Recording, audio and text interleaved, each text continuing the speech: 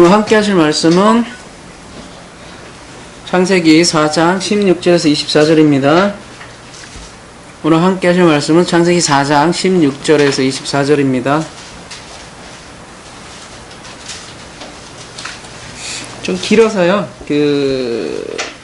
마지막 결론 부분만 저희들이 보도록 하겠습니다. 라멕이 아내들에게 이르되 아다와 실라여 내 목소리를 들어라. 라멕의 아내들이여 내 말을 들어라.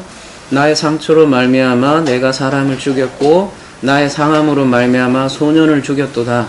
가인을 위하여는 벌이 7배일진데 라멕을 위하여는 벌이 77배이로다 하였더라.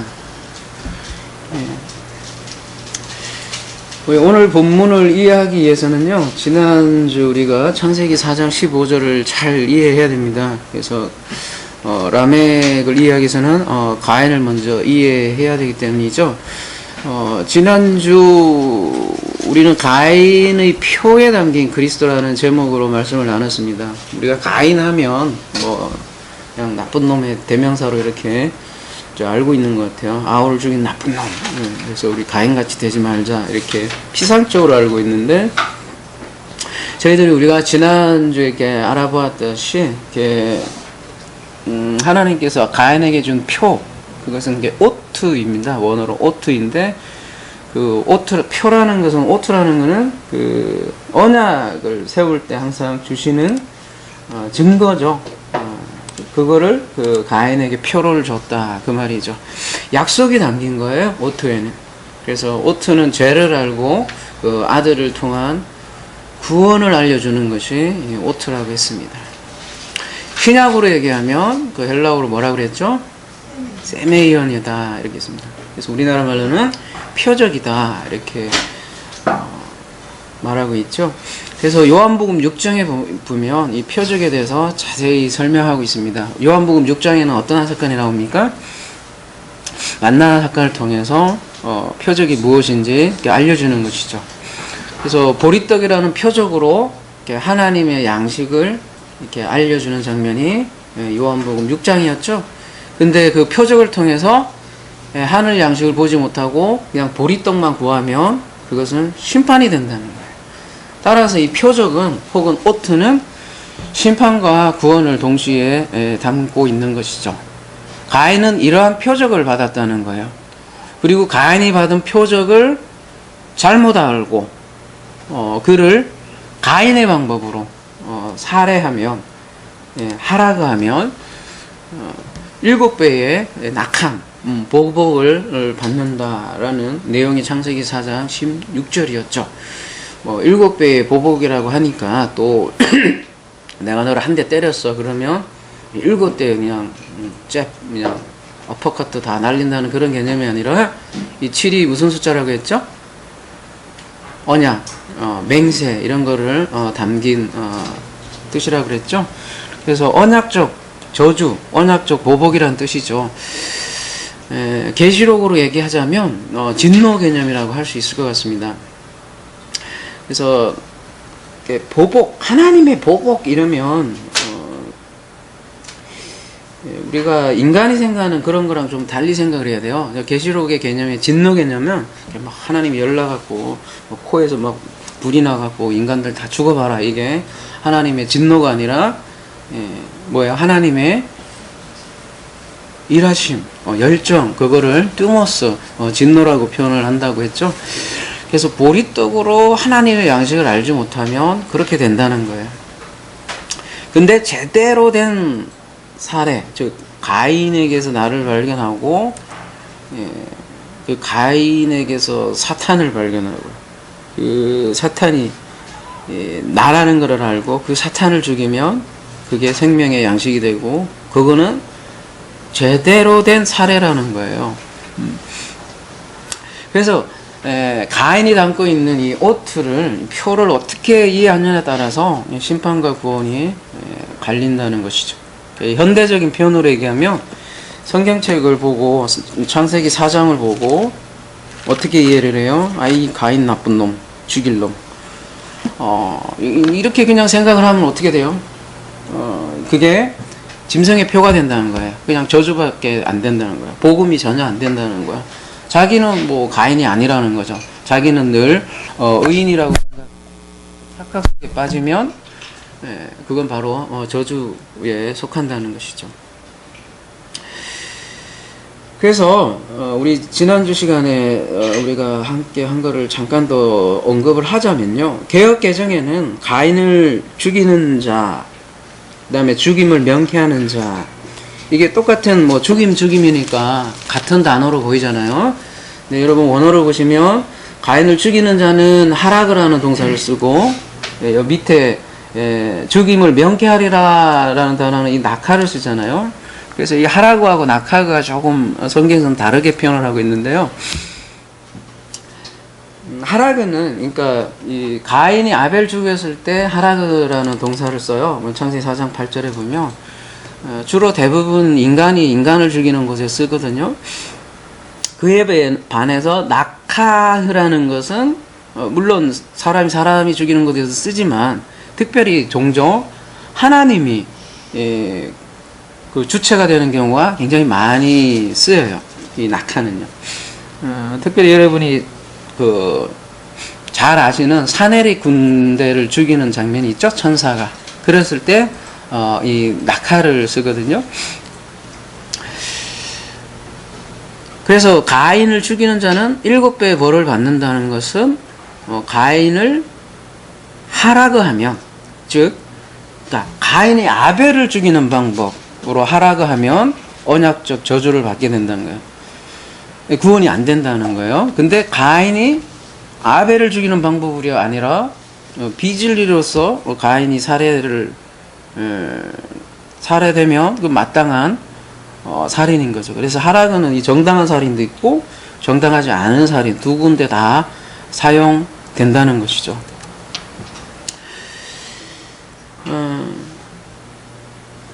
개역 개정에는요, 창세기 4장 15절이 어떻게 되어 있어요? 그를 만나는 모든 사람에게서 죽임을 면하게 하시니라 이렇게 되어 있잖아요. 이렇게 번역이 있어서 어떤 뉘앙스가 들어요? 그를 만나는 모든 사람으로부터 죽임을 면하게 하리라 이렇게 느낌이 오니까 가인을 만나는 모든 사람에게로부터 가인이 죽임을 면하게 될 것이다 라는 우리가 인상을 가지고 있잖아요. 그래서 우리가 계속 그동안 배워왔던 거는 어떤 표를 받았어, 가인이. 그 표는 잘 모르겠어요. 하여튼 이마박에 박혀있든지 하여튼 손에 했든지 이 표를 보면 사람들이 너 표 있네, 다른 사람들이 못 죽인다는 거죠. 대부분 이렇게 알고 있는데, 만약에 그렇게 되려면 원어에서 그걸 그렇게 지지를 해줘야 되는 거죠. 어떻게 돼야 되냐면, 여기 보면 콜이라고 되어 있는데, 콜 앞에 누구로부터 이렇게 하려면 전치사 맴이 붙어야 되는 것이죠. 지금 원어에는 그냥 콜만 돼 있잖아요. 여기에다가 맴이 붙어야 돼요, 전치사. 이게 무엇으로부터라는 뜻이거든요.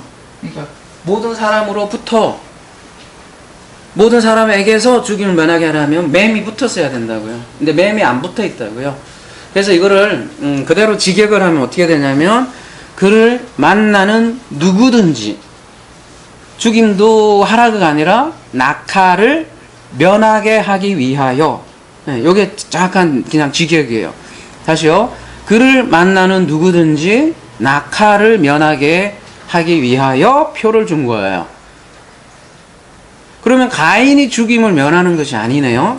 오히려 가인을 만나는 누구든지 죽임을 면하게 하는 거네요. 우리가 생각하는 거랑 전혀 반대죠. 그러면은 여기서 만나다가 여러분 우리가 그 국어로 만나다 하면 어떤 개념이 들어요? 만나. 우리 제대한 친구 오늘 하이 하유 I'm fine 해서 만나다 이렇게 미팅 개념이 들잖아요. 누구든지 만나. 이 표를 가지고 있어. 이 표를 가지고 누구든지 만나면 그 만나는 사람은 죽임을 면한다 이런 느낌이 들잖아요. 근데 원어의 맞자는 만나다 미팅 개념이 아니라 무슨 개념이에요? 영어로도 돼 있네요. 뭐라고 돼 있어요? finding him이라고요. finding하고 미팅은 전혀 달라요. finding은 뭐예요? 발견하는 거예요. 발견하는 거예요. 그를 발견하는 사람은 죽임을 면한다는 거예요. 그 죽임도 사람이 죽이는 죽임이 아니라 하나님으로부터 받는 죽임이에요. 멸망의 죽음이죠. 파인딩 개념이에요. 미팅 개념이 아니라. 이 미팅 개념은 어디에서 잘 드러나냐면요. 그 창세기 6장 8절에 보면요. 지난주에 했던 거 잠깐 요약하는 거예요. 좀 말씀이 어렵다. 그렇게 얘기하시는 분들이 많더라고요. 그래서 알고 보면 어렵지 않은데요. 워낙 우리가 고정관념이 심해서 그런 거예요.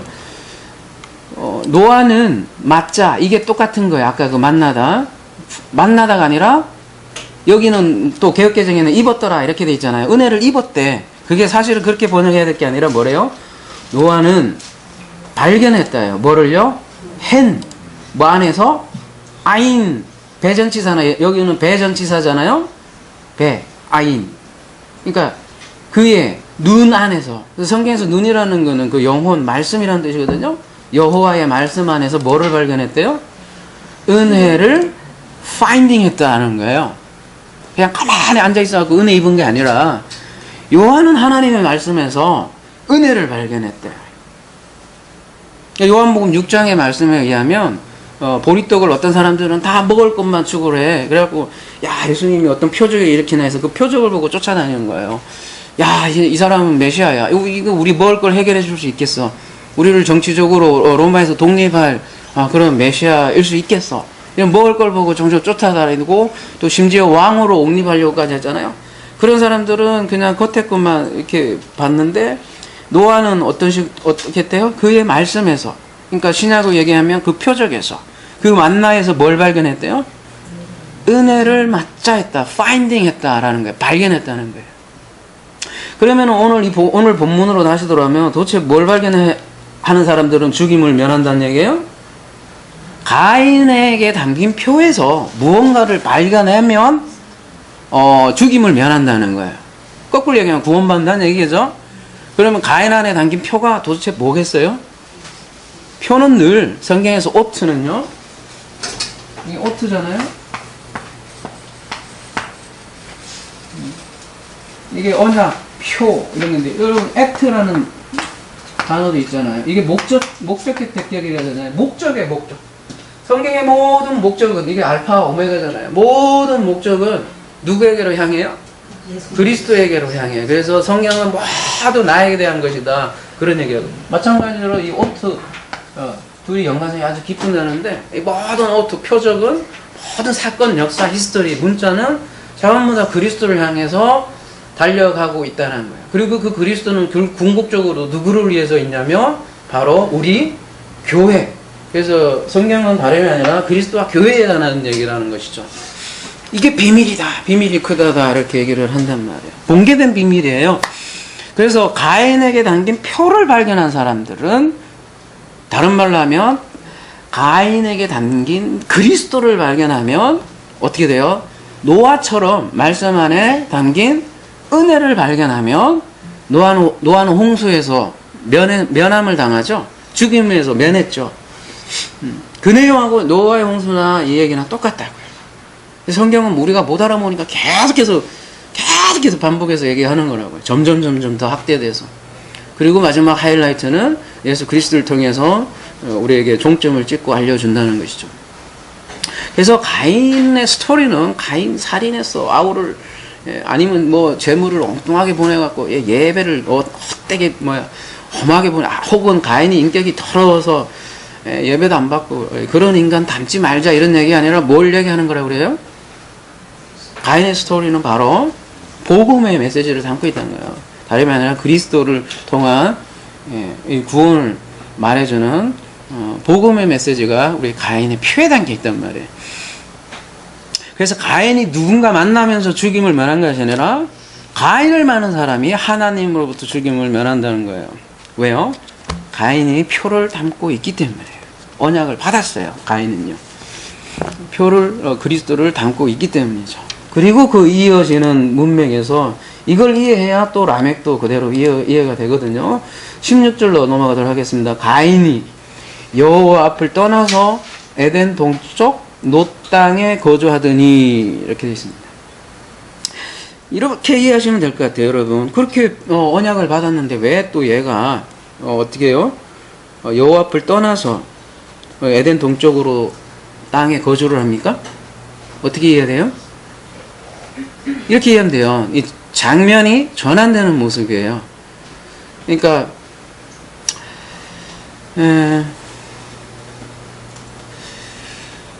이 성경은 참 묘해요. 보면요. 여러분 창세기 3장도 보면요.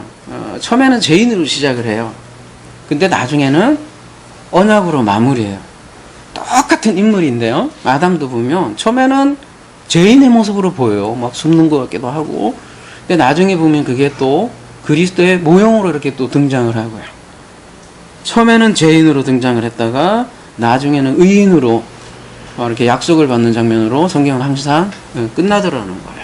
그렇게 하면서 장면이 전환되면서 다시 죄인으로 들어가고 다시 의인으로 완성되고 다시 죄인으로 시작을 하고 다시 의인으로 반복되는 하나의 이렇게 말하자면요.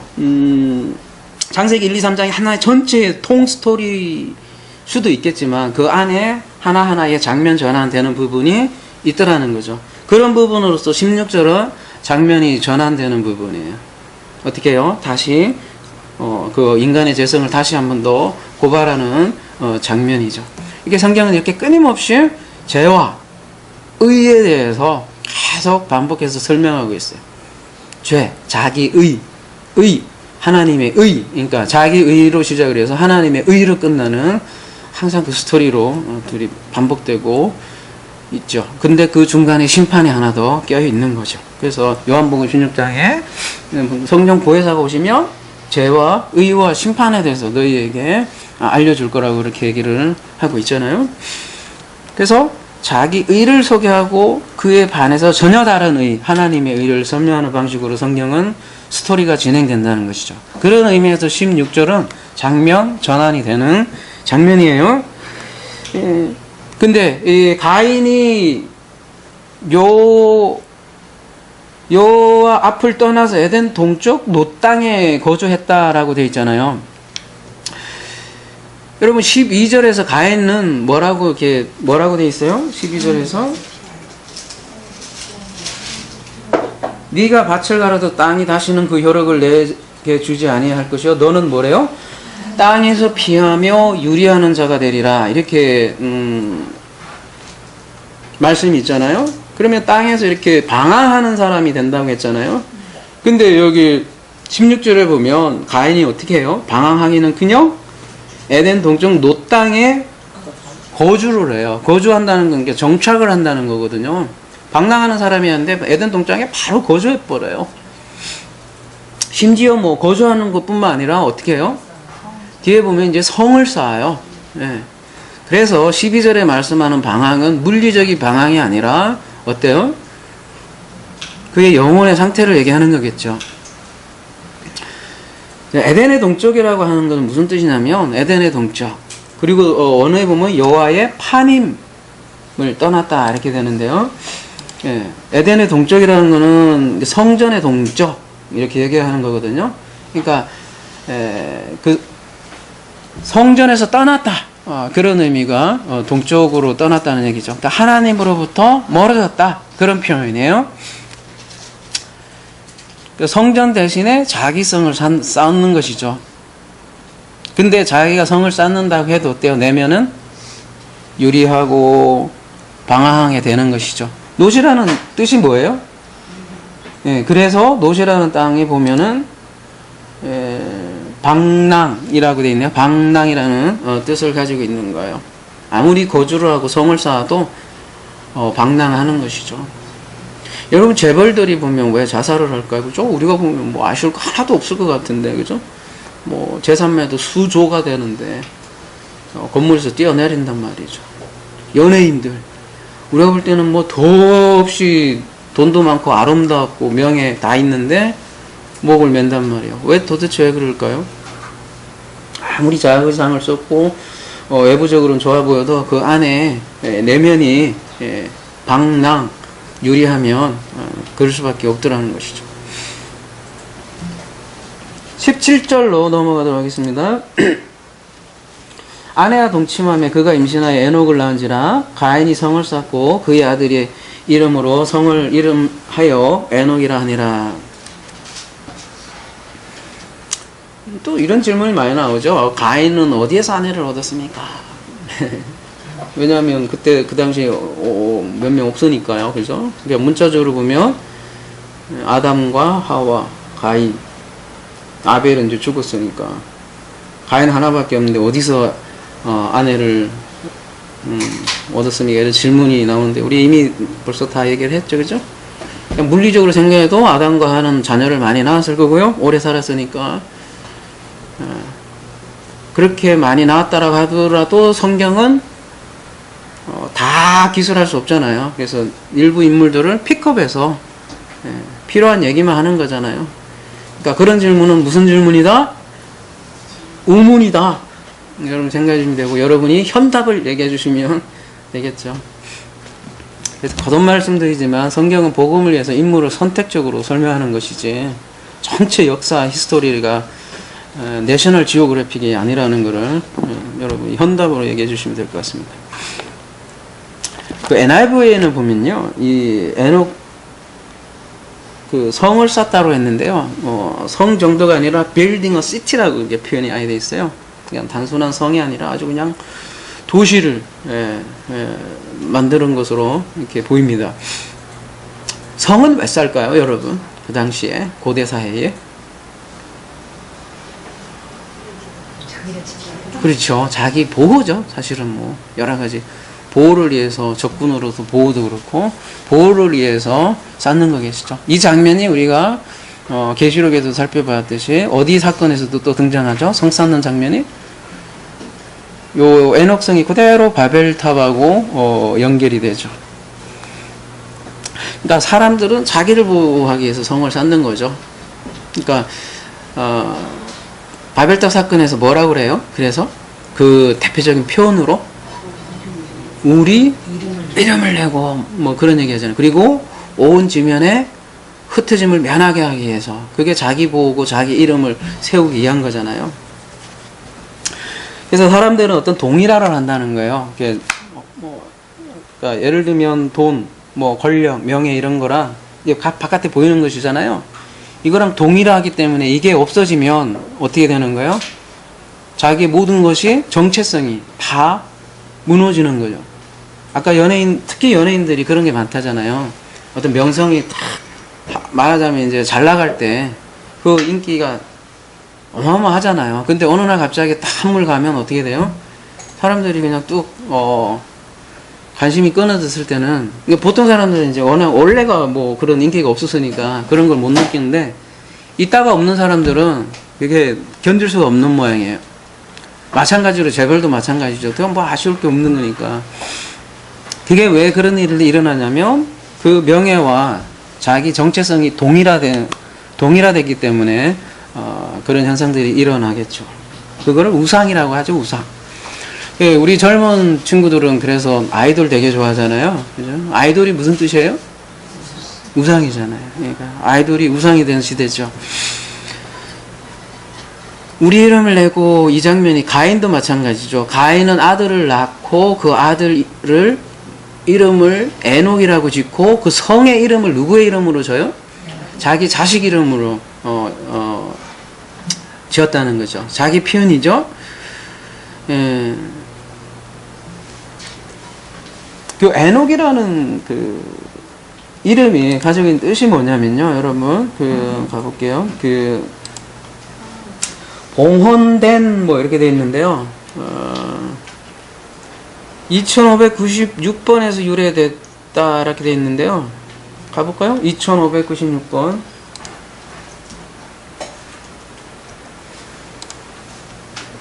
원래 봉헌하다, 낙상식이라고 했는데 낙성식하다 이런 뜻이거든요. 봉헌하다, 낙성식을 하다. 이게 무슨 뜻이에요? 여러분 언제 이게 봉헌된다는 게 뭐예요?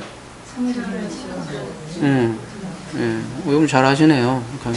왜 우리 지금도 그러잖아요. 어떤 뭐 예배당 짓고 뭐라고 하지? 나 하서 오래돼서 뭐라고 하지? 예?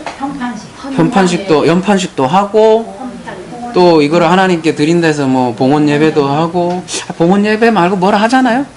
입당 예배, 뭐 헌당 예배 이런 식으로 그런 개념이에요. 말하자면 헌당 이런 거, 봉헌. 뭐 어디 그 어떤 분은 무슨 시를 하나님께 바친다 이런 정신당한 사람 있잖아요. 그런 개념. 예. 그 시티를 빌려면 성을 짓고 하나님께 봉헌 한다라는 그런 개념이에요. 예. 그 솔로몬이 그 성전을 짓잖아요. 그리고 낙성식을 하잖아요. 그런 개념.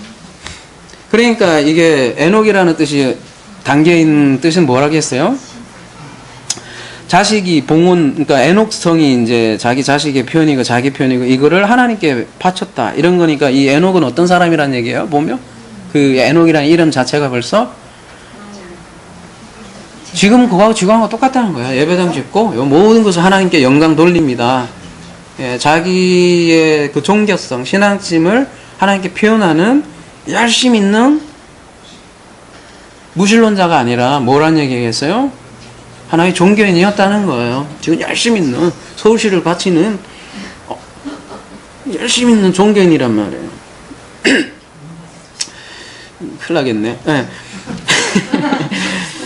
자, 그게 에녹이에요. 에녹이 가지고 있는 뜻이고, 그 자식은 자기의, 여러분 자기 정체성의 가장 표현은 자식이잖아요. 어떻게 보면 자식을 낳는 이유가 자기 대를 잇는 게 자기 자신의 가장 가까운 표현이 자식인데, 그 자식의 이름을, 그 성을 쌓고, 그 성 이름을 자기 자식으로 짓고, 그 자기 자식 이름도 하나님께 뭔가 열심히 봉헌하겠다는 그런 표현이, 의지의 표현이 들어가 있는 거죠. 신앙인이었습니다. 열심히 있는 종교인. 근데요, 그 결과가 뭐냐? 그 다음부터 이제 쭉쭉 나가봅시다. 누구를 낳냐면요, 이 사람이. 에녹도 이제 그 사람이 에녹이고, 에녹은 누굴 낳냐면 이랏을 낳았어요. 근데 이랏이 이게 참 무슨 뜻이에요? 밑에 보면 도망자라고 돼 있네요. 아니 세상에 그 자기 아들 이름 짓는데 무슨 도망자라고 이름 짓습니까? 여러분 중에 그 자식 이름 도망자라고 이렇게 짓는 사람이 있어요? 근데 왜 성경에는 왜 이런 식으로 짓을까요? 그러니까 이게 예언이 담겨 있어요. 성경에는. 성경의 이름에는 단순히 이게 이렇게 좋은 의미 말고도 이렇게 저주받은 이름으로 많이 나와. 이런 경우는 어떤 메시지를 주기 위한 이름이다라는 것을 우리가 이해해야 될 것 같아요. 도망갔대요. 도망자래요. 그 다음에 이 도망자는 또 야라드. 이 야라드는 무슨 뜻인지 알죠? 톨레도트가 야라드에서 나왔다고 했잖아요. 그래서 자식 낳는 역사인데 톨레도트가요. 이 이랏은 누구를 낳냐면 누굴 낳대요? 무흐야엘이라고 번역이 되어 있는데 원어는 메히야엘인데 무슨 뜻이에요? 여긴 또 하나님의 치심. 이거 뭐 좀 갈수록 더하네. 그러니까 하나님의 치심이라는 게 무슨 뜻일까요, 여러분? 어떤 뜻이에요? 여기 한번 봅시다. 4229호와 410번에서 유래했다고 했는데 410번은 L이에요. 여러분 잘 아는 L. 그러면 4229번만 가볼게요. 4229번 가볼게요. 되게 많은데 이걸로 보면 여러분 잘 이해를 못할 거예요. 오히려 대표적인 문구로 한번 가볼게요. 창세기. 이거 하면 여러분 아주 잘 이해가 될 거예요. 창세기 6장 7절.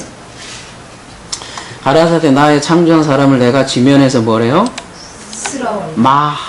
쓸어버리되 destroy 사람으로부터 육축과 기는 것과 공중의 새까지 그리하리니 이는 내가 그것을 지었으면 한탄하며 하시느니라.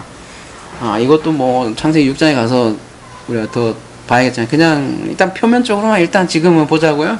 그냥 하여튼 디스토리 시키는 거예요. 치시는 거예요.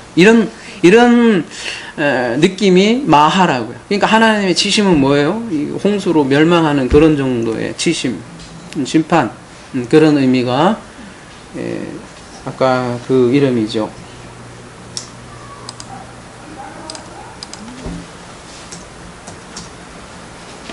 그게 무흐야엘이에요. 그 다음에 무흐야엘은 또 누구를 낳냐면 누굴 낳아요? 무드사엘. 무드사엘은 뭐라고 했어요? 하나님의 사람이라고 돼 있는데 이건 좀 이상해요. 이거는 사전이 잘못된 것 같아요. 왜 그러냐면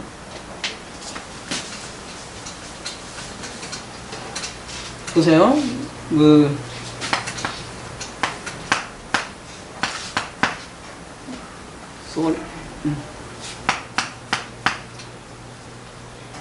410번과 4962번이라고 그랬어요.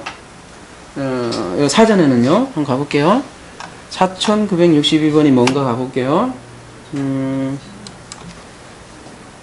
물론 410번은 뭐겠어요? L이에요. 항상 자주 나오니까 찾아볼 것도 없고. 아니, 만약에 이 사전대로라면요. 제 얘기는요. 4962번 가볼게요. 마트예요. 뭐 여러분 밑에 있는 마트도 아니고 그 이마트도 아니고 마트. 근데 여기 사람이네요. 사람. 이게 사람이래요. 마트가 여기가 사람. 그리고 아까 410분이 L이라며요. 응? 하나님이다 이러면 그러면 여기 설명이 안 되네요. 여기가 그죠? 붕 뜬다고요. 이해되세요? 하나님의 사람이라며요. 그러면 쉰이 설명이 안 돼요. 그리고 문맥적으로도 갑자기 하나는 도망치시고 하나는 하나님 치심인데 갑자기 하나님의 사람이 나온다는 것도 이상하고요. 그래서 이게 보면 이게 사전을 볼 게 아니라 말 그대로 사람인데요. 이거는 이제 과거가 중간에 들어가면 어떠한 상태라고 그랬잖아요. 제가 연합된 상태. 자, 이게 그래서 요걸 쉰이 빠졌기 때문에 요걸 봐야 돼요. 요거면 뭐가 생각납니까, 여러분? 이게 수월이에요. 수월. 수월이 무슨 뜻이에요? 지옥이에요. 수월. 내가 음부로 내려갔다 할 때 수월이라고요. 그 단어예요. 수월. 그러니까 수월의 사람이에요. 이렇게 갖고. 예, 그러니까 이 이름이 뭐예요? 이게 누구예요? 무드사일이 수월의 사람이에요. 아이, 세상에 자기 이름을 지옥의 자식이라고 이렇게 짓는 사람이 어디 있어요, 그죠? 그리고 이 수월의 사람, 이 지옥의 자식이 누구를 낳냐면 라멕을 낳아요. 라멕. 예, 라멕이 무슨 뜻이냐면은 뭐라고 돼 있어요? 여기는 뭐 표현도 아예 안 돼 있네. 불확실한 의미에서 사용하지 않은 게 돼 있는데 강한 자라는 뜻이에요. 강한 자, 능력 있는 자라는 뜻이고요. 능력이 있어서 두 아내를 취했는지는 모르겠어요. 그죠? 아무튼 강한 자라는 뜻인데요. 이게 가인의 스토리의 연장선이거든요. 이게 전부 다 지금 가인이 나온 결과물인데 라멕 한번 봅시다. 라멕 19절 이제 가보겠습니다.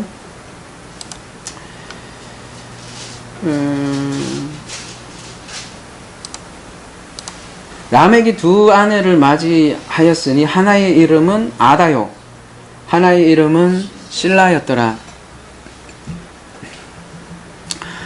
뭐 대부분 뭐 라멕은 두 아내를 맞은 일부 다처제를 만든 나쁜 놈. 하나님은 일부 일처제를 창세기 2장에서 얘기를 했는데 드디어 하나님의 법을 깬 나쁜 놈. 대부분 그렇게 생각을 합니다만 그러면 아브라함은 어떻게 돼요, 여러분? 여러분 야곱은 또 어떻게 돼요? 야곱은 두 아내도 아니잖아요. 그래서 오늘 본문은 그렇게 일부 다처제 자체를 비난하는 게 목적이 아니에요. 그리고 여러분 종족 인구에 보면 인구 수가 아니라 종족 수라는 게 있어요. 종족. 세계에는 몇백 개의 종족이 돼 있는데 실제로 일부 일처보다 일부 다처가 더 많아요. 종족으로 얘기하면요. 소수민족들이 일부 다처가 많기 때문에 그 종족 보존을 위해서 어쨌든 악이 많이 낳는 시스템으로 가려고 하기 때문에 이렇게 일부 다처가 많은 거거든요. 아무튼 그 본문은 그런 걸 얘기하려고 하는 건 아니고요. 오히려 이 아다와 실라가 누구냐를 이해하는 게 중요할 것 같아요. 아다.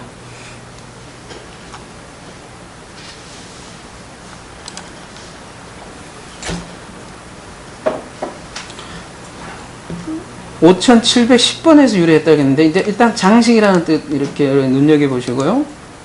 장식을 입히다, 꾸미다, 뭐, 대략 봐도 어떤 느낌인지 아시겠죠? 장식하고 꾸미고, 좀 이쁠 것도 같죠? 이쁠 것 같기도 해요. 제 느낌에는. 아무튼 그런 뜻이에요. 근데, 그럼 뭐, 이쁘다라는 뜻보다도, 이 사람이 아다가 누구냐면, 여러분,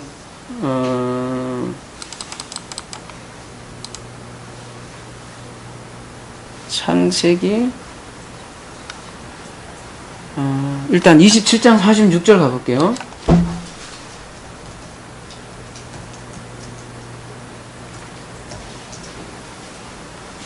리브가가 이삭에게 이르되 내가 햇사람의 딸들을 인하여 나의 생명을 실하거늘 야곱이 만일 이 땅의 딸들 곧 그들과 같은 햇사람의 딸들 중에서 아내를 취하면 나의 생명이 내게 무슨 재미가 있습니까? 리브가가 굉장히 누구한테 실망을 해요? 응? 에서에게 굉장히 실망한 이유가 뭐예요?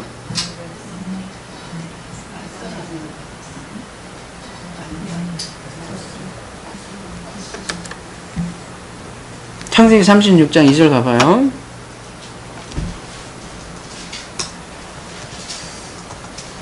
에서가 굉장히 리브가는 하여튼 헷족속 되게 싫어해요.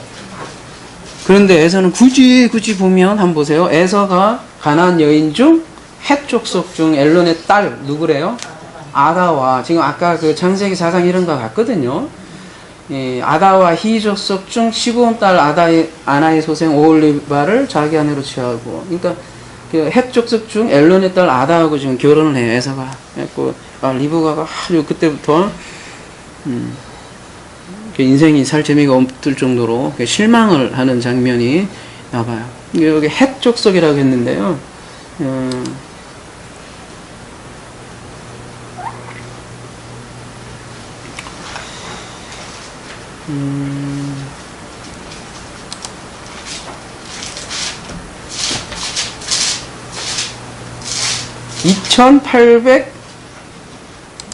2865번에서 유래, 2865번으로 가볼게요.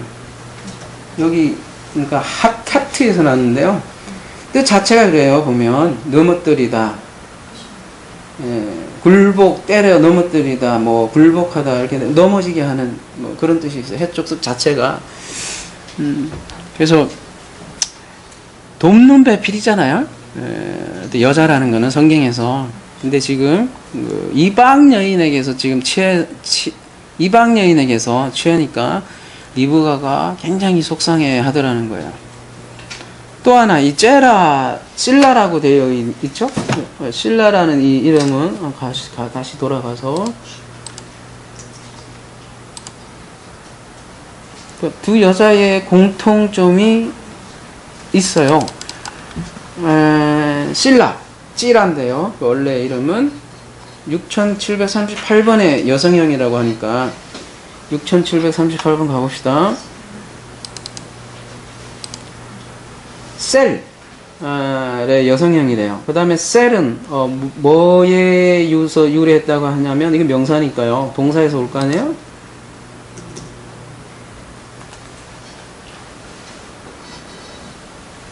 짜랄, 그늘지다, 뭐 이런 뜻이잖아요. 그 다음에 6749와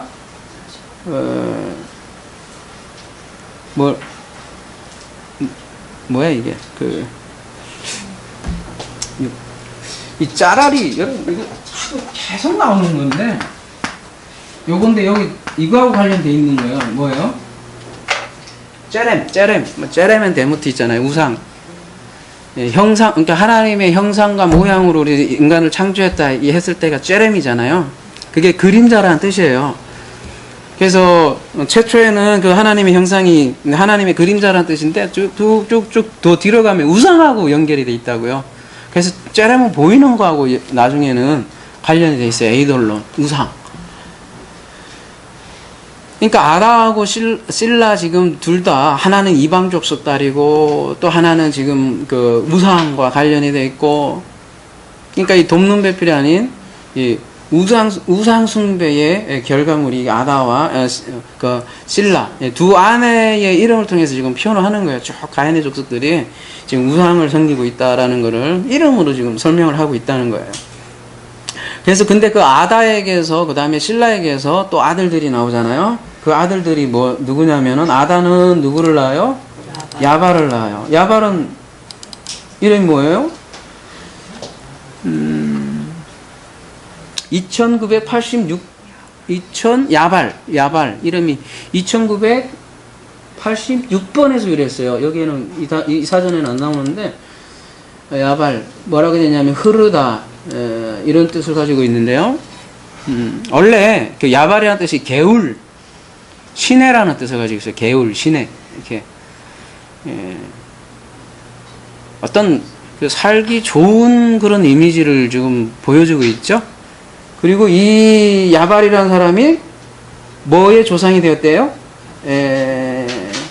장막에 거하고 오헬이죠. 그 다음에 육축 치는 자의 조상이 되었다 이렇게 얘기를 하죠. 뭐 아주 깊은 의미를 떠나서 지금 어떤 심상을 줘요? 야발은 일단 개울 시냇가라는 의미를 주고 그러니까 그 장막에 거하고 육축 치고 어떤 이미지를 여러분이 연상이 돼요? 응? 살만한? 예? 살만한 거지 뭐. 인간적으로 얘기하면 축복받은 건데 하여튼 인간적으로 살만한 게요. 지금 야발은 잘 나가는 거예요. 지금 우상 숭배자들인데 아까 영적으로 얘기하면 하나님께 치심을 당하고 도망자고 또 뭡니까? 하나는 스올의 자식들인데 세상에 겉으로 보면 잘 나가요. 이 인간들이. 그 이름으로 다 담겨 있는 거죠. 그 다음에 21절도 보세요. 그의 아우의 이름은 하나는 야발이고 하나는 유발이고 우리 그 뭐예요? 한글 이름하고 비슷하네. 하나는 예은이, 하나는 예응이 뭐 이런 식으로. 하나는 야발이, 하나는 유발인데 유발은 어떤 뜻이에요? 2986번에서 유래됐다고 되어 있는데요. 유발 시내라고 되어 있는데 2986번 가볼게요. 이게 그게 맞나? 요걸로 가야죠. 맞죠? 2986번 가볼게요. 똑같네, 위에 거랑? 이거 좀 이상한 것 같아요. 이거 아니고, 여러분, 다른 사전으로 얘기하면, 이게 기쁜 소리, 환이란 뜻이에요. 기쁨 뜻이에요. 기쁨 뜻. 기쁨. enjoy, joy. 기쁨이라는 뜻이에요. 신난겨? 그래갖고, 뭐의 조상이 됐대요? 퉁소와 수금을 잡는 모든 자에 종사된 거예요. 그러니까 예술의 시작이라고 얘기도 하고 하는데, 아무튼 이 유발은 굉장히 기쁘다라는 표현을 가지고 있고, 그래서 그 기쁨을 수금과 퉁소로 표현을 했던 모양이에요. 하여튼 잘하면, 니나노 그냥 좋은 게요. 아다에 따른 그래요. 22절에 가보면요, 실라는요, 이 우상이라는 뜻을 가지고 있는 이 실라는 누구를 낳냐면, 두발 가인을 낳대요. 두발 가인이라는 뜻은 뭐냐면 대장장이라는 뜻이거든요. 대장장이. 그래서 보면 구리와 쇠로 여러 가지 기구를 만드는 자요 이렇게 소개를 하고 있죠. 대장장이. 대장장이라고 하면 대장장이가 뭘 만들겠어요? 농사 짓는 거. 그 당시면 그렇죠. 농사 짓는 것도 당연히 만들 거고 또 더 하나 중요한 거는 무기도 만들 거고 여러 가지 기계를 만들겠죠. 아무튼 그런 뜻이고요. 그것도 그 누이 이름이라고 되어 있는데요. 하여튼 누이인지 동생인지 자매예요. 하여간에 아무튼 아호트는 누구 이름이 뭐냐면 나아마래요. 이 나아마도 뜻이 보면은 5277이 뜻이 여기는 있나요? 기쁨, 여기도 기쁨이라는 뜻이네요. 아까 그 유발하고 비슷하네요. 그죠? 나아마는 즐겁고 유쾌하고 또 다른 뜻으로 보면 아름답다라는 뜻도 있어요. 그냥 여러분 솔로몬의 아내 있잖아요. 이름도 나아마라는 이름이 있고요. 하여튼 기쁘기도 하고 이뻐 거기까지 이렇게 남자들의 로망이 있잖아요. 하여튼 아내들이 그 여자들이 이쁘기까지 해. 잘 나가지. 이쁘기까지 해. 그러니까 이런 면면을 볼 때 이 람에게 아들들은 보니까 이 문명이 꼽힌 것으로 보고요. 흔한 얘기로 잘 나가는 거죠. 이제 한마디로 이제 제가 이제 정리를 하면 살만했고, 그게 야발이라는 뜻이고요. 기쁨이 넘쳤고, 유발, 또 힘도 있었고, 두발가입. 거기다가 이쁘기까지 했어요. 나아마. 정리하자면 이래요. 이름을 통해서 얘기하는 건요. 요즘 말로 하면 뭐예요? 무슨 세계예요? 그게 되나? 엄친아라는 걸로 될라나? 아니면 요 강남의 동네.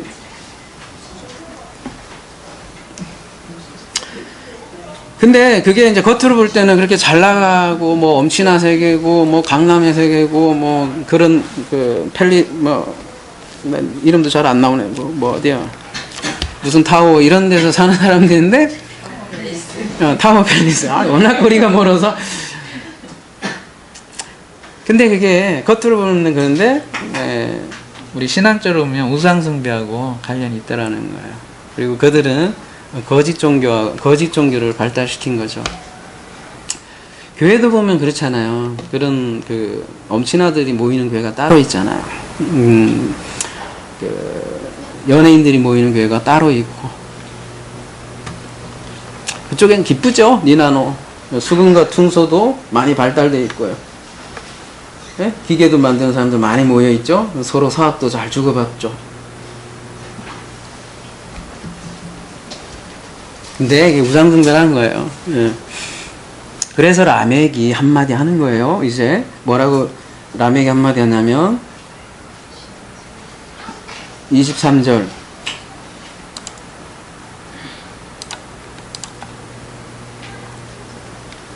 라멕이 아내들에게 이르되 아다와 실라여 내 목소리를 들어라. 라멕의 아내들이여 내 말을 들어라. 나의 상처로 말미암아 내가 사람을 죽였고 나의 상함으로 말미암아 소년을 죽였도다. 여러분 이거 어떤 내용으로 알고 있었고 어떤 느낌으로 다가와요? 일단 그냥 개역개정으로 보면 어떻게 돼 있어요? 자기를 상하게 한 사람을 죽였다라는 것을 자기 아내들에게 자랑을 하는 장면으로 교육을 받아왔고 그렇게 알고 있잖아요. 대부분. 또 어떤 사람과 다툼을 벌이다가 이 상처라는 말이 있잖아요. 내가 조그만 상처를 입었어. 그래 너 확 그 다음에 이 상처 입었잖아요. 그러니까 내가 보복해서 확 죽여버렸다. 그래서 여자들에게 자랑하는 장면으로 알고 있잖아요. 그러니까 까불지 마. 예. 그리고 또 그 다음에 뭐래요? 나의 상함으로 말하면 소년을 죽였도다. 그러니까 심지어 상대방이 어린 소년이라 할지라도 내가 죽여버렸다. 그러니까 어느 누구도 나에게 까불지 말라. 그래서 그의 이름대로 강하다는 이름이잖아요. 능력이 있고 살인을 하고 그렇게 막 찌르고 다녔을까요? 혹은 또 그의 아들이 두발가인이잖아요. 대장장이니까 무기도 만들었을 거 아니에요. 그 무기로 사람들을 막 죽였다고 자랑을 한 걸까요? 혹은 사람을 죽이고도 조금 더 가책도 없고 오히려 철저한 보복을 말하는 파렴치한 악인의 혹은 아나무인의 상징일까요? 우리 대부분 그냥 이렇게 생각하는 것 같아요. 저도 그렇게 생각을 했고 그런 고정관념이 있기 때문에 이거를 그냥 순수하게 이렇게 읽기가 상당히 처음에는 어렵더라는 거예요. 그래서 원문을 그대로 이렇게 보면요.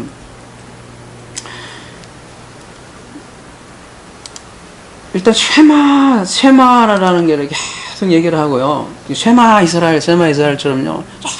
좀 들어라. 그 고백이고요. 타박상은, 그러니까, 저기, 상처라고 돼 있잖아요. 여기 보면, 뭐라고 돼 있어요.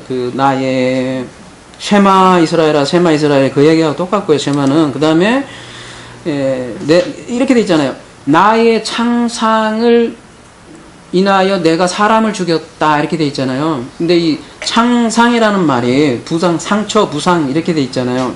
근데 648하나에서 유래돼 있다고 했는데, 부상당하다, 부상당하다, 이렇게 뭐 찢어지다, 이렇게 빠짜, 이렇게 돼 있는데요. 원래, 그러니까 이 사전도 다 믿을 게 못 되지만, 다른 사전으로 보면, 원래 빠짜가 타박상을 입히다예요. 상처를 입히다. 그러니까 타박상을 당하다가 아니라 타박상을 입히는 거예요.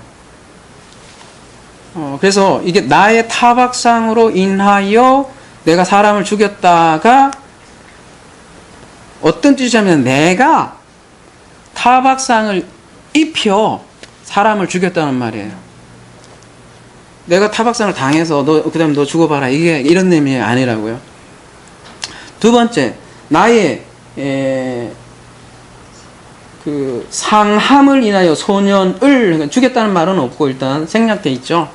뭐 댓글로 돼 있으니까 죽였다 하겠죠 뭐. 아무튼 없어요. 원문에는 소년을 소년은이라고 돼 있는데, 아무튼 소년을 뭐를 인하여, 나의 상함을 인하여 이렇게 돼 있는데, 이 상함을 하브라라고 돼 있는데요. 이게 원래 그 채찍이에요. 채찍. 매질, 채찍. 그리고 소년이라고 번역된 이 자식 있죠, 자식.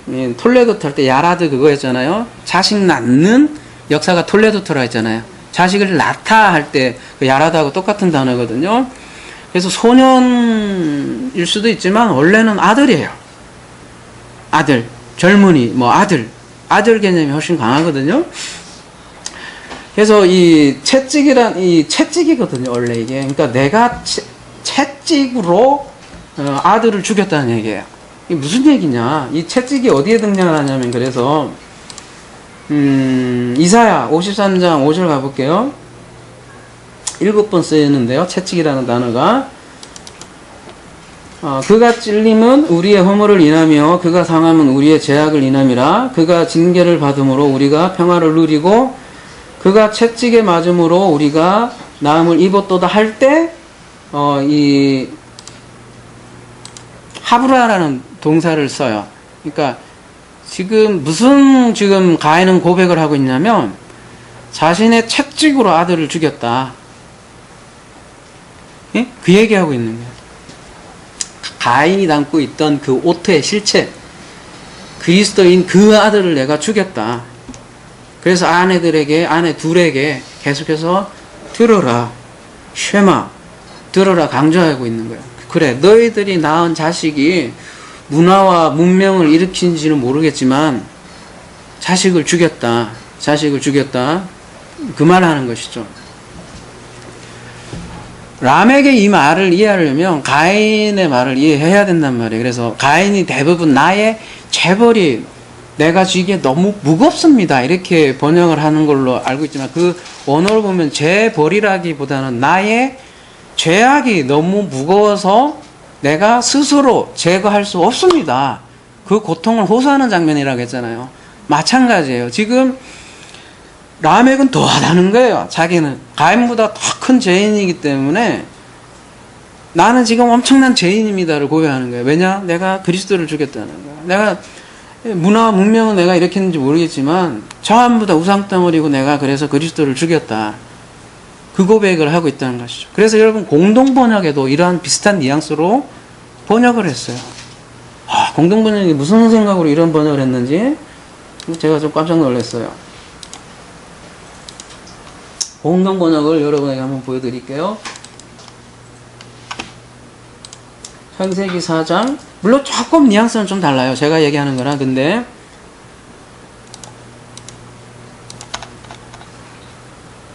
너무 의역을 많이 했는데 여기는 어쨌든, 자, 라멕의 아내들에게 말하였다. 아다야 실라야 내 말을 들어라. 라멕의 아내들아 내 말에 귀를 기울여라. 나를 해치지 마라. 죽여버리라. 젊었다고 하여 나에게 손찌검하지 마라. 죽여버리라. 누구에게 얘기하는 거예요? 아니, 누구에 대한 지금 처절한 저거 얘기하는 거예요? 지금 나 죽이라. 그러니까 하여튼 공동번역은 뉘앙스는 그거예요. 이게 야 내가 누굴 죽였어. 그래서 내가 살인한 거 자랑한다. 그런 개념이 아니라 굉장히 고통스러워하는 거예요. 공동번역은. 이게 오히려 느낌상 가깝다는 거예요. 제가 얘기하는 가인의 고백처럼 라멕은 지금 굉장히 괴로워하는 거라고요. 자기가 우상만 낳았으니까. 그 실제 아들을 낳지 못하고, 예? 전부 다 우상 덩어리들만 낳았으니까. 전부 다 엄친한지는 모르겠지만 그 안에 생명 없는 교회 무슨 의미가 있겠어요. 그래서 가인과 마찬가지로 라멕은 지금 재고백을 하고 있는 거라는 거죠. 그래서 창세기 4장 24절로 다시 넘어가 보면, 그래서 이런 말을 하는 거예요. 가인을 위하여는 벌이 7배일진데 라멕을 위하여는 벌이 77배이로다 하였더라. 자, 가인을 위해서는 7배의 보복을, 라멕을 위해서는 77배의 보복을 얘기할까요? 진짜로? 자, 하나님은 가인을 보호해 주셨죠. 이건 아주 명확하죠. 그죠? 그래서 가인을 죽이는 자는 7배의 보복을 받는다고 표현한 거잖아요.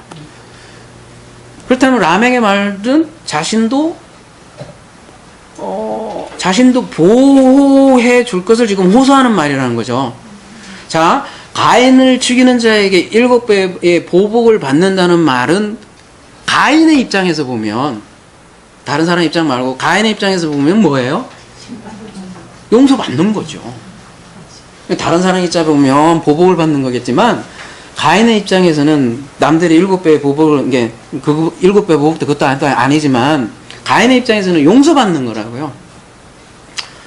그래서 표를 받고 용서받잖아요. 그리고 일단락되고, 살인자 가인에게 하나님은 살인자인데도 불구하고요. 우리 인생들이 모두가 살인자라고요, 사실은. 진리를 못 전하는 게 다 살인이라고요. 살인자 가인에게 하나님은 뭘 줘요? 언약의 징표를 주셔요. 그 표현이 7배의 보복, 언약적 저주인데, 가인에게 있어서는 하나님의 용서라는 거예요. 그러니까 라멕도 지금 뭐를 호소하고 있냐면, 용서를 하고 있는 거예요. 내가 살인죄를 범했습니다. 근데 이때 살인은 그런 살인이 아니에요.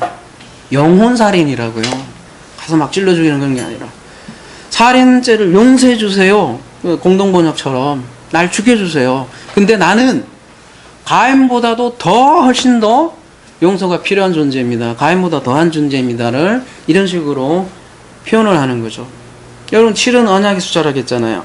70은 무슨 숫자예요? 우리 계속 상징을 나눴을 때 70은 무슨 숫자라고 그랬죠? 약속, 언약. 70은 늘 보면 이방인 전체 민족하고 관련이 돼 있잖아요. 7은 이 언약 자체고, 이 언약이 실현되는 게 70이잖아요. 그러니까 모든 이방 민족에까지 이렇게 딱 퍼지는 게 70이라는 개념이거든요. 그러니까 이 라멕의 고백은 전체 민족에게 언약이 성취될 것이라는 게 담겨 있는 거죠. 훨씬 가인보다도 심한 죄인들까지도 용서하신다는 메시지가 담겨 있는 거예요. 라멕은 가인의 톨레도트의 연장선에 있는 스토리예요. 라멕은 가인보다 더 큰 죄인이라는 거예요. 근데 회개해요. 라멕이요. 이거 살인 자랑한 거 아니라니까. 왜 제가 이런 얘기를 할 수 있냐면, 그래서 라멕이 회개한 이후 똑같은 이름이 또다시 등장을 해요. 어디에 등장을 하냐면, 어디에 라멕이라는 이름이 똑같이 등장을 해요? 그렇죠. 셋의 후손인 라멕이 또 있어요. 창세기 5장 25절부터 나오는데요. 이 사람은 가볼까요? 창세기 5장 28절 한번 가볼게요. 다음 주에 해야 되는데, 라멕은 다시 등장해요. 이거는 그 라멕이 아니에요. 이거는 세대 후손이에요. 이 성경이 이게 절묘하게 이렇게 돼 있어요. 라멕은 182세의 아들을 낳고 이름을 노아라 하여 이르되 여호와께서 땅을 저주하심으로 수고롭게 일하는 우리를 이 아들이 아니하니라 하였더라. 라멕이 누구예요? 이 얘기를 하면 노아의 아버지예요. 그리고 라멕은 아들을 통해서 그리스도를 보았어요. 그래서 이 말을 하는 거예요. 그리고요, 30절 뭐라고 했어요? 라멕은 노아를 낳은 후 595년을 지내며 자녀들을 낳았으며, 32절이 이게 아주 이게 의미심장하다고요. 이게 다른 거는 뭐 제가 자세한 숫자는 여러분에게 노안하기 어렵지만, 그는 777 7세를 살고 죽었더라. 이게 아주 이게 의미심장하다고요. 이 777이라는 건요. 다른 숫자보다도. 라멕은 한마디로 얘기하면 그리스도의 조상이었어요. 뭘로 그거를 얘기할 수 있냐면 누가복음 3장 36절에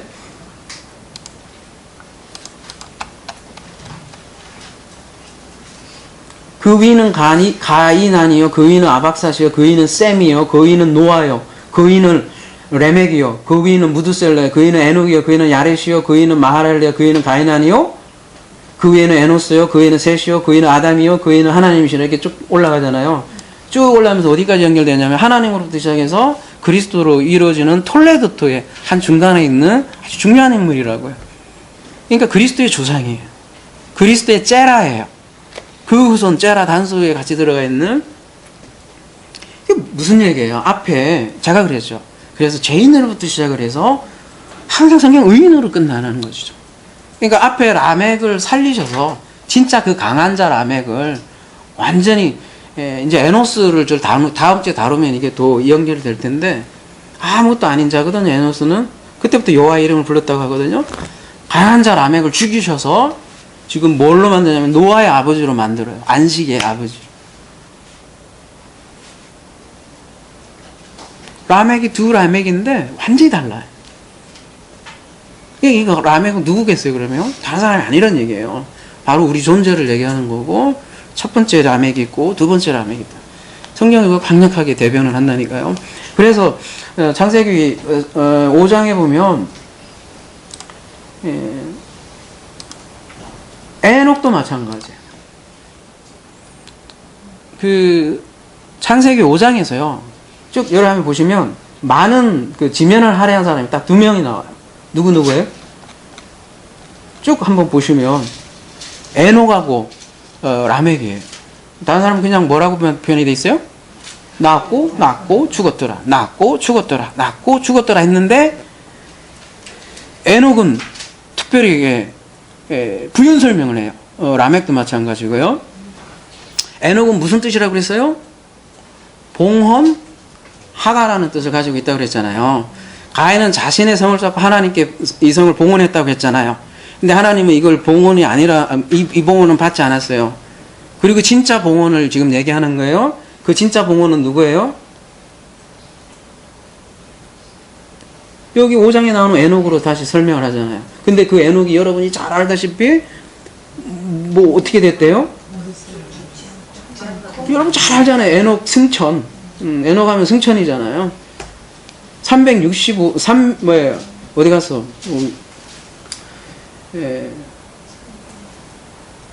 그는 365세를 살았더라. 23절이요. 에녹이 하나님과 동행하더니 하나님이 그를 데려가심으로 세상에 있지 아니하더라. 이건 뭐 나중에 자세하게 할게요. 근데 아무튼 하나님이 그를 데려가셨다는 거예요. 그러니까 앞에는 진정한 봉헌이 아닌데 지금은 뭐예요? 에녹을 변화시켜서 진정한 봉헌을 받으셨다라는 표현으로 승천을 했다는 걸 표현하는 거죠. 바울의 표현으로 의하면 하늘에 앉힌 자 혹은 하늘에 시민권자가 있는 자라고 표현을 하죠. 이러한 에녹을 받으신다는 표현으로 승천으로 얘기했고 그걸 존재의 변화로 얘기를 하는 거죠.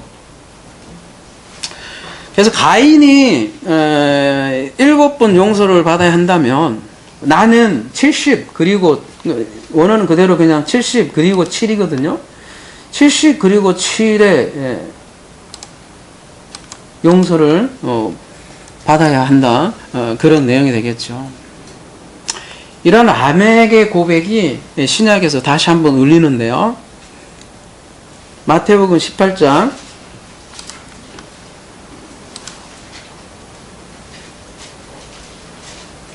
21절에 가보면요. 그때 베드로가 나와 이르되 주여 형제가 내게 죄를 범하면 몇 번이나 용서해 주리까? 7번까지 하오리까? 이게 가인의 용서가 되겠죠. 7번 하오리까 했더니 예수님께서 뭐래요? 22절 예수께서 이르시되 내게 이르노니 7번 뿐만 아니라 7번을 70번까지 할지니라. 똑같죠? 이 라멕의 용서죠? 예. 이 말은 하나님은 7번뿐만 아니라 7번을 70번까지 용서하신다는 말이죠. 거꾸로. 즉 라멕과 같은 우리 존재를 지금 용서하여 주시고 결국 그리스도의 조상인 새로운 라멕으로 만드시겠다는 그 하나님의 그 열심이죠. 그 복음이 담겨 있는 구절이 오늘 본문인 거죠.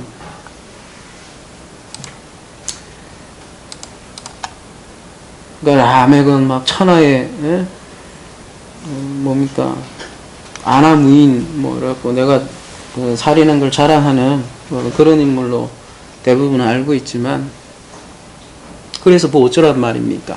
그렇게 하면 우리가 복음하고 무슨 상관이 있느냐는 것이죠. 여러분 오늘 라멕 얘기는 가인의 얘기와 마찬가지로 새로운 존재로 만드시는 하나님의 복음을 여지없이 설명하는 그 하나님의 열심, 그 복음을 설명하는 구절이라고 할 수 있겠습니다. 성경이 이렇게 자기 의로 시작을 해서 하나님의 의로 마무리한다고 할 수 있겠습니다. 이러한 하나님의 열심, 은혜가 저와 여러분의 삶 가운데 충만하길 예수 그리스도의 이름으로 기도합니다.